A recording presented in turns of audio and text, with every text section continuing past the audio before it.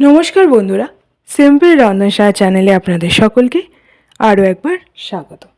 আজ আমি আপনাদের সঙ্গে একটি সহজ স্ন্যাক্স রেসিপি শেয়ার করে নেব, যেটা বেশ কিছু উপকরণ দিয়ে খুব সহজেই বানিয়ে নেওয়া যাবে এবং খেতেও হবে খুবই ক্রিস্পি এবং মুখরোচক। তো চলুন বন্ধুরা দেখে নিই কীভাবে আমি বানাচ্ছি। প্রথমেই আমি এখানে একটি থালা নিয়ে নিচ্ছি। এবার এখানে আমি নিয়ে নিচ্ছি বাঁধাকপিটাকে গ্রেট করে নেব। আপনারা চাইলে কিন্তু বাঁধাকপিটাকে খুব ভালো করে কুচি করে নিতে পারেন। দেখুন বন্ধুরা, ঠিক এইভাবেই বাঁধাকপিটাকে প্রথমে গ্রেট করে নিলাম। এর সাথে আমি নিয়ে নেব গাজরটাকেও ঠিক একইভাবে আমি গ্রেট করে নেব। তবে আপনারা চাইলে কিন্তু খুব ভালো করে কুচি করে নিতে পারেন। গাজরটাকেও গ্রেট করে নিয়েছি। আমি এখানে মোট 2টো গাজর দিচ্ছি। এর সাথে আমি নিয়ে নেব আদা কুচি। আদাটাকেও একই রকমভাবে কুচি করে নিচ্ছি।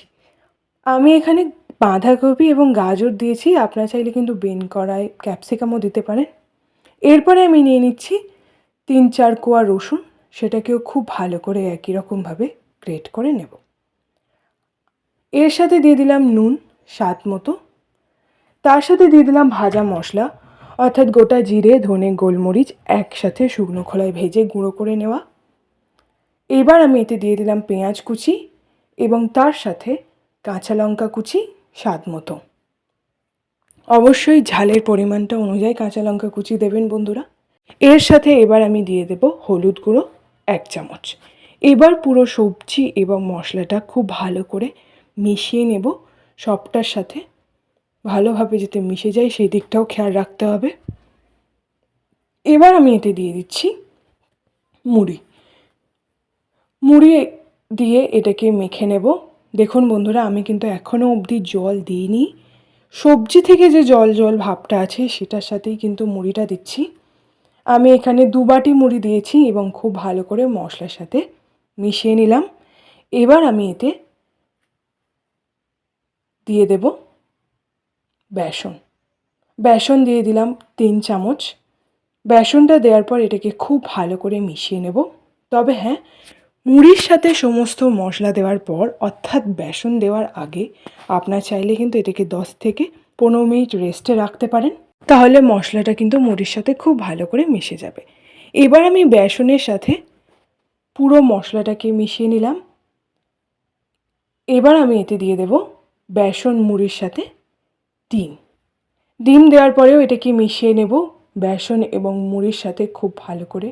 মুড়ি দিয়ে যে এরকম একটা ইউনিক স্ন্যাক্স রেসিপি বানানো যায় সেটা হয়তো আমরা অনেকেই জানি না, এবং খুব সহজভাবে বাড়িতে থাকা উপকরণ দিয়েই আমরা এটা বানিয়ে নিতে পারবো।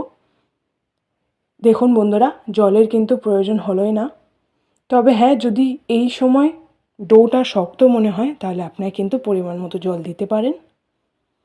খুব ভালো করে এটা মিশিয়ে নিচ্ছি।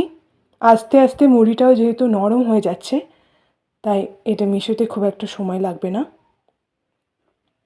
তো খুব ভালো করে মিশিয়ে নিলাম এবং এটাকে 10 মিনিট মতো রেস্টে রেখে দেব। এবার কড়াইতে দিয়ে দিলাম সাদা তেল খুব ভালো করে গরম হয়ে গেলেই কিন্তু একে একে আমি আজকের মুড়ির স্ন্যাক্সটা দিয়ে দেব। খুব একটা বেশি শেপ করার চেষ্টা করিনি, মোটামুটি একটা আকার দেওয়ার চেষ্টা করেছি। অবশ্যই খেয়াল রাখবেন যাতে খুব বেশি মোটা না হয়ে যায়, তাহলে হয়তো ভিতরের ব্যাটারটা কাঁচা থাকার সম্ভাবনা থাকে।